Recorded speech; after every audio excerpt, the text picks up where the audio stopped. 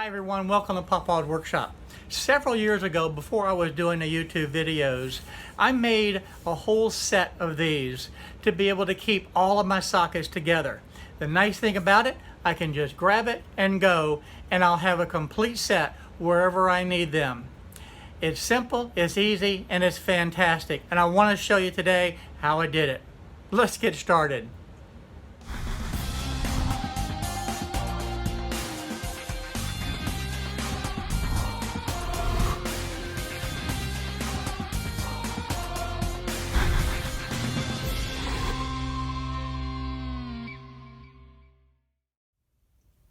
One thing that is a constant in my shop is change, and this was no different. You notice the handles are at the top. Well, this was an old way that I used to store them.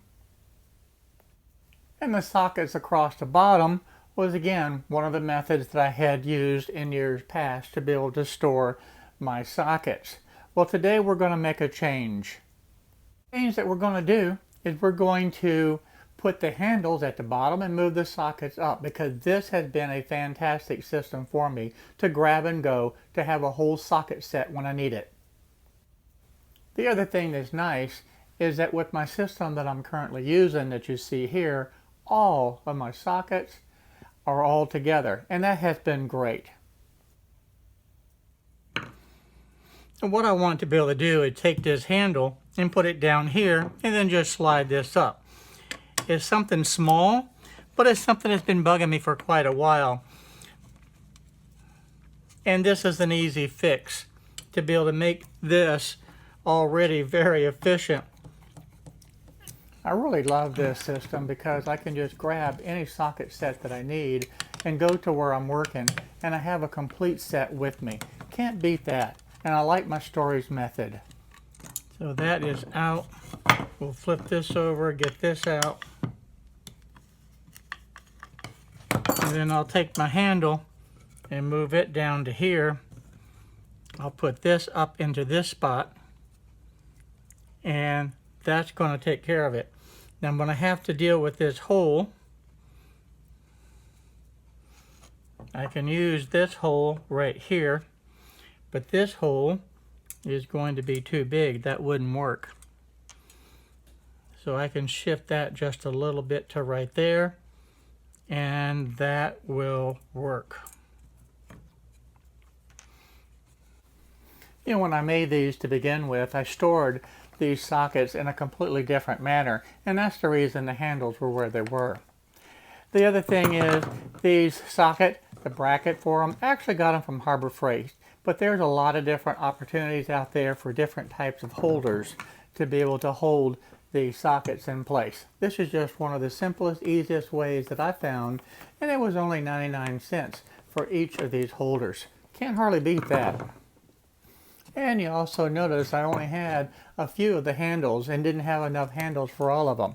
That's because they were just left over from another job, and unfortunately I didn't have enough to go around. Now this space, this is 3 3/4. There's 1, 2, 3 3/4 right here. We'll double check that. That'll work. Now we'll drill this. Now one of the things I might do for the ones that didn't have handles is I just may make my own handles using the CNC machine. If you notice on the cabinets that I have around my shop, the handles there I made out of the wood, and I made it on a pantograph that I had a number of years ago before I had the CNC. So that may be a future project, is go ahead and make the handles for these. I only need 4 more. So let me know in the comments down below if that's something that you would like to see me do, is to design and cut the handles for this project. If there's an interest in it, then I'll go ahead and set that up. So in a matter of just a couple minutes, made a huge improvement over being able to grab this off the shelf and take it wherever I need it. I am going to relabel this with the metric so I know exactly what it is, and I've just got a few more to do now. So I'm just typing out the word metric and hit print.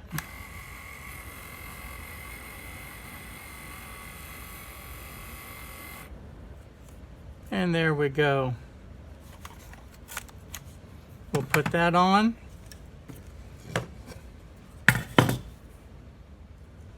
Okay, we'll just peel the paper off of this and put it on. You know, it's a shame. Here in the United States, we have to have both the metric sets and the imperial set, so we have the inches. It's really kind of a shame that we have to have two sets of tools to be able to do the job nowadays. And that's perfect. Now, in case you want to make a set of these yourself, I made this 1.5 inches wide, and I made this overall length of 2 feet. And then from there, I just rounded over each end to make it a little bit easier to be able to work. And that is literally the extent of it.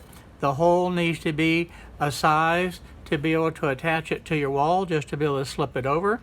So that hole could be really anything that you want, depending on how you attach it to your wall. So this is about as simple as it gets, and very effective, because when you need these sockets, you can just grab the whole set, go to where you're working, and you have a complete set with all the different sizes. So here's the completed project with all the handles switched over to the bottom. And with the labels down at the bottom too, it actually makes it easier to be able to read to see which one is which. I can grab now the US version on the 1/4 inch socket or 3/8 inch socket or 1/2 inch, or I can grab the metric and do the same thing. Hi everyone, thank you for watching my video today. If you like the video, please go ahead and hit the subscribe button down below and the little bell next to it so you'll be notified on the different videos that I upload.